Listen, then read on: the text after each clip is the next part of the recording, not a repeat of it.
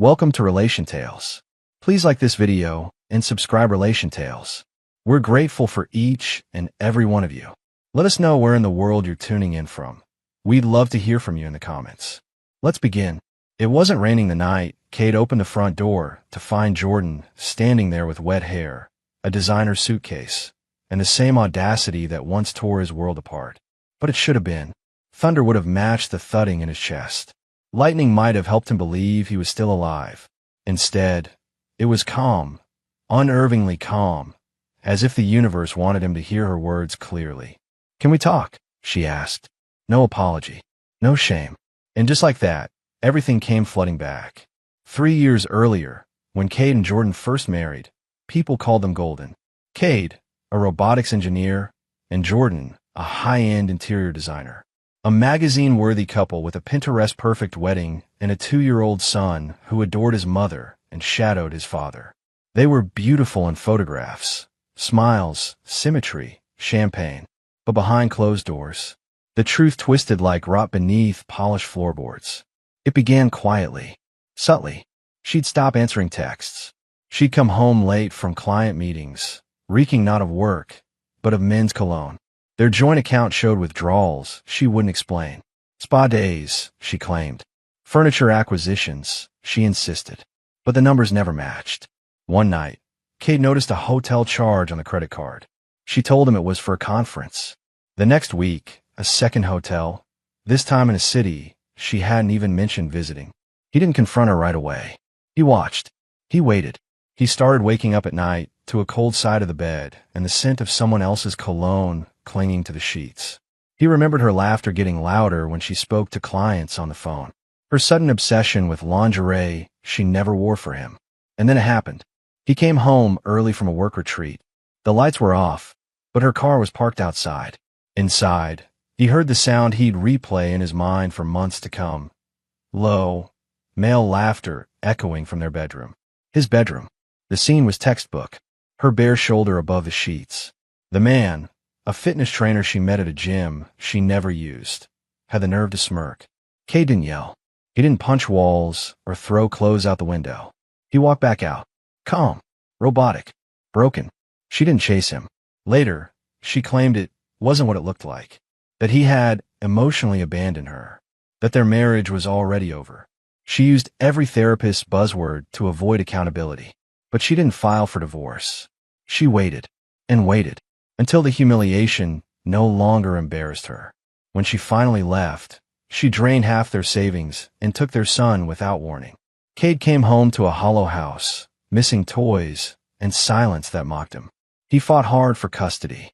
He presented emails, financial records, evidence of her neglect, and photos. Her lawyers were sloppy, names misspelled, custody forms with errors, contradictory financial statements. Kate capitalized on it. With calm precision, he regained joint custody. Not full, not fair, but enough. The weeks after were brutal. He'd watch his son cry, asking when mommy would come home. He'd stare at walls, wondering how love had mutated into this void. He stopped shaving, stopped eating properly, started walking around their quiet house like a ghost. But grief has a timeline. And Kate, methodical, rational, precise, followed it like a checklist. Step 1. Cut emotional supply. No contact, no fights, no response to guilt trips. Step 2. Reinforce stability. Change bank passwords. Secure child routines. Get therapy. Step 3. Rebuild body. He hit the gym, not for vanity, but for structure. Step 4. Rebuild mind. He took on a promotion, worked late, finished projects he once shelved. Step 5. Reclaim identity. He wasn't just someone's ex. He was someone. And just when his life stopped tasting like ash, Jordan's voice knocked at his door. "I want to come back," she said. And that's when Kate realized her story wasn't over. But his revenge had only just begun. Kate didn't reply right away. He stood there, arms folded, staring at the woman who had once kissed him like he was oxygen and later walked out like he was dust. Her eyes searched his face for softness. She found none. "You're early," he finally said. She blinked. "What?" "For the performance. I expected this scene next month, when your boyfriend gets evicted or files bankruptcy." A flash of offense lit her face. She hadn't expected sarcasm. She came for guilt. She came for leverage. Jordan stepped inside without permission, her heels clicking on the same wood floor she once ignored while texting other men. She looked around the home like a stranger. It hasn't changed much. No, Cade said, walking past her. But I have. He poured himself coffee. Didn't offer her any. I'm not here to fight, she said. I've been reevaluating. Your decisions? Or your finances? She winced, a flicker of shame crossing her face. The truth was, her new life had collapsed. The personal trainer turned out to be a con man who used her for cash and connections. When the money ran out, so did he. Worse, he left her name on a lease she couldn't afford and a credit score that now limped behind every job application. Kate had already heard about it. Small towns talk, especially when the perfect wife is spotted selling furniture on Facebook Marketplace and using her maiden name again. I made mistakes, she said quietly. I was lost. I didn't know how to ask for help. Funny, Cade replied. You had no trouble asking my bank account for it. She looked up. I'm serious, Cade. I want us to be a family again. And there it was, the pitch. Cade took a slow sip of coffee. Why now? I miss our son. I miss you. No, he said. You miss stability. You miss not checking price tags. You miss the version of yourself you used to parade in front of your friends. But me? You didn't miss me. Not when you were in hotel rooms. Not when you told me I was boring. Not when you weaponized our son to punish me. Jordan's composure cracked. Her voice trembled. I've changed. I swear. So did I, he said. I changed into a man who no longer mistakes abuse for love. She tried again. You're still angry. No, he interrupted. I'm focused. And he was. Because he hadn't just rebuilt himself. He'd been planning something. Watching. Waiting. Jordan had unknowingly left behind a digital trail. Accounts. Share passwords. Forgotten cloud access. Kid hadn't needed a snoop. He simply logged in. He saw emails to multiple men.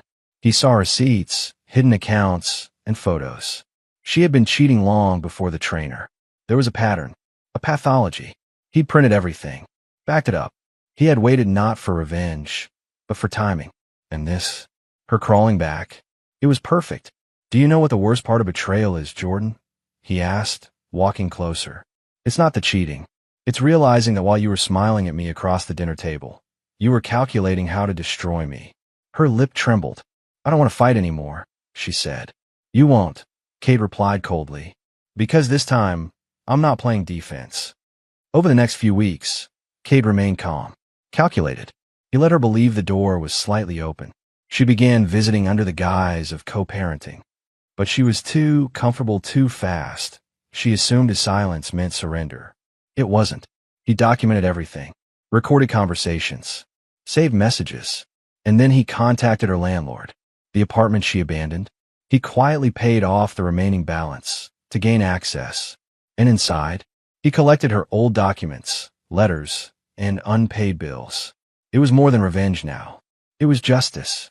And Jordan, she had no idea the house she had once walked out of in triumph would become the courtroom for her downfall. The plan was never to destroy Jordan. It was to let her destroy herself, just with an audience this time. Cade started assembling his evidence into something sharper than grief, a case file. His former attorney, Jenna Cruz, owed him a favor from a pro bono tech project he once coded for her firm. She took a look at the folders, text logs, and financial inconsistencies. After 15 minutes of silence, she leaned back and said, you could sink her reputation and get full custody without a courtroom tantrum. That's all he needed to hear. Jordan, in the meantime, believed they were reconnecting. She played nice. She cooked dinner twice. She wore the perfume she knew he once liked. She cried about loneliness while hinting at sleeping in the guest room, if needed. Cade let her believe it, because part of revenge is patience. One night, she brought over a bottle of wine. Cheap, unlike her taste. She poured herself a glass and leaned in close. Do you ever think about how good we were in the beginning? Cade smiled. Yes, he said, and how fake it all was. She laughed awkwardly. You don't mean that. I do, he replied, with the same tone he once used in boardroom takeovers. But don't worry. I'll give you the ending you deserve. Her smile faltered. She didn't ask what he meant, but she should have. While Jordan began decorating the house again with the arrogance of a woman who believed she was winning, Cade focused on his son. Levi was now 5, bright, talkative, and slowly healing from the chaos he couldn't articulate. Cade made his bedtime routine sacred. Every night, story, blanket, one kiss on the forehead, lights out. Jordan had missed 78 nights of that in the past year. Cade had the dates. Jenna helped him draft a petition for full custody, citing Jordan's instability, financial recklessness, and prior abandonment. With screenshots, receipts, and voice memos attached. They waited. On a Thursday evening, Cade told Jordan he'd booked dinner reservations for her birthday. She looked stunned, flattered. The restaurant was upscale, familiar, the same one they had once celebrated their anniversary at, before the affair. She dressed like a woman stepping back in her power. He dressed like a man preparing to end a war. Halfway through the meal, she smiled across the table, swirling her wine. This feels almost like before. Cade placed a small black envelope on the table. "What's this?" she asked, laughing nervously. "Closure," he replied. Inside were photos of her hotel visits. Screenshots. Timelines.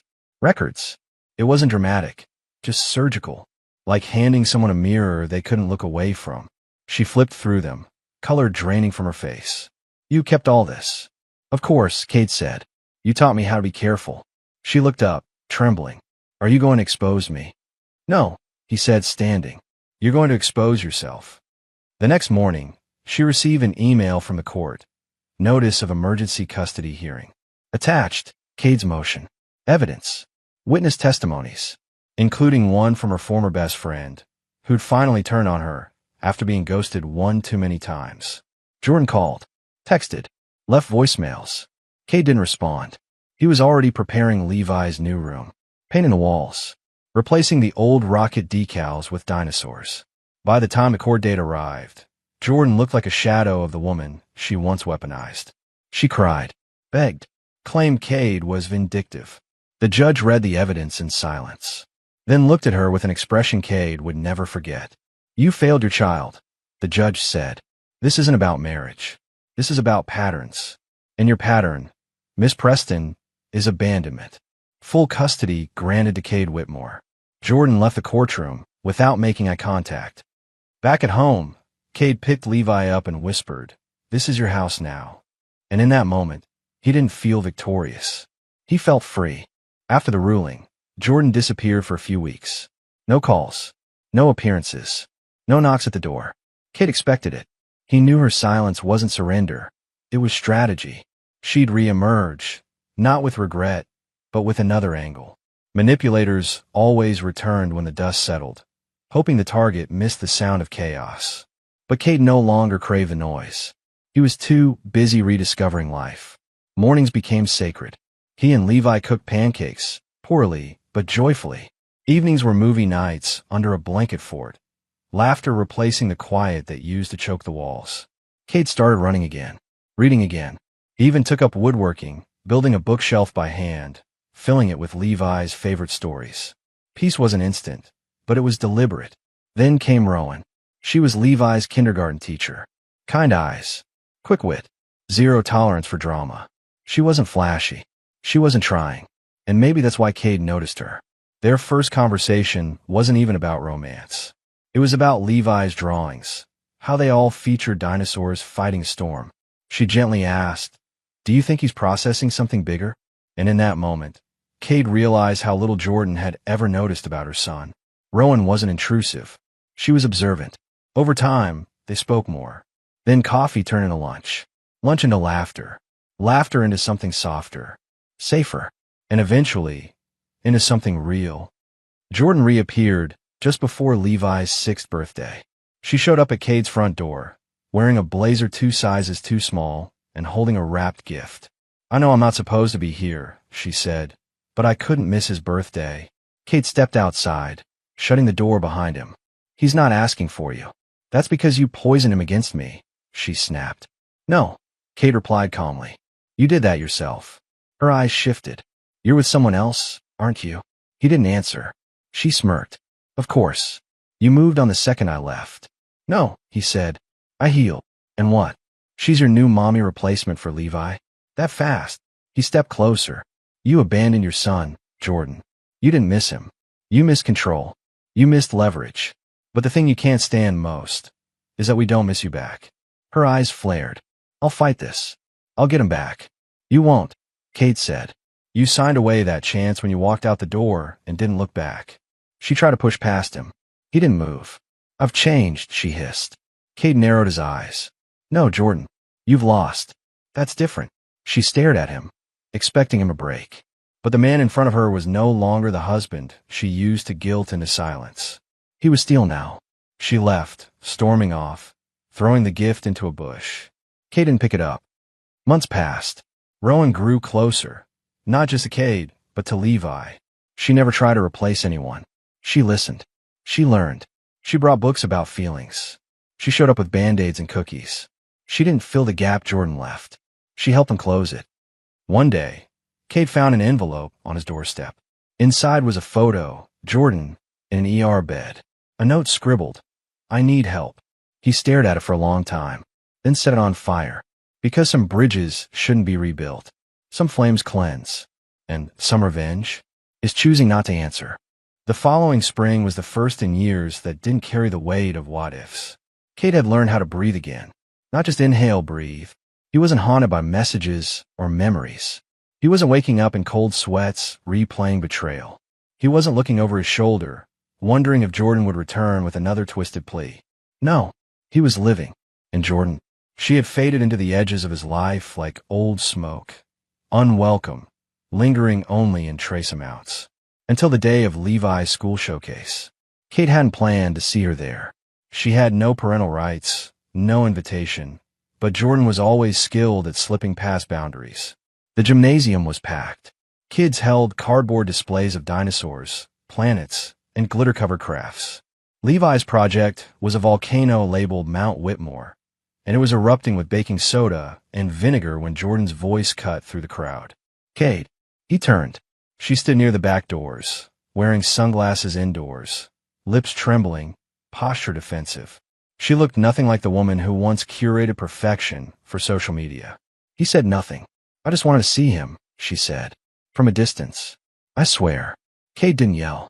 He didn't cause a scene. He walked over, stood inches from her, and said with piercing calm, You've seen him. Now leave. I've changed. No, he said. You've shattered.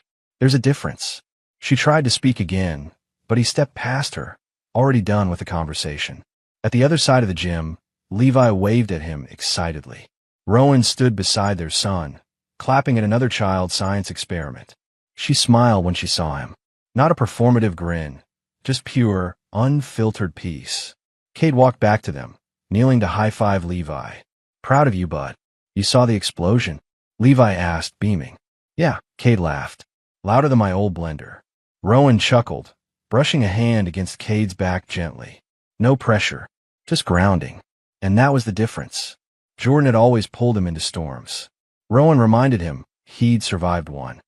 That night, after Levi was asleep, Cade stood outside under the stars, remembering a different version of himself. One who begged, who doubted, who questioned if love was supposed to hurt. He wasn't that man anymore. He was a father first, a survivor second, and a strategist always. Jordan hadn't just broken his heart. She sharpened his instincts.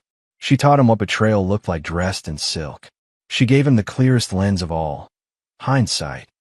Months later, an envelope arrived by mail. No return address. Inside, a single letter. Jordan's handwriting. I understand now. What I lost. Who I was. I won't ask for anything. I just hope you know. I regret it all. Kate burned it without finishing. Some stories don't need sequels. 2 years passed. Kate and Rowan got married in the backyard of the same house Jordan once abandoned. Not as a symbol of revenge, but of reclamation. They didn't throw a big party. No hashtags. No spectacle. Just a man, a woman, and a boy who finally had the family he deserved. On the first night of their honeymoon, Rowan leaned against him and whispered, You never told me what made you fall for me. Kate smiled, brushing her hair behind her ear. You walked into my life without a match, he said, and still lit it up. And that was how he won. Not with fire, but by choosing what stayed lit.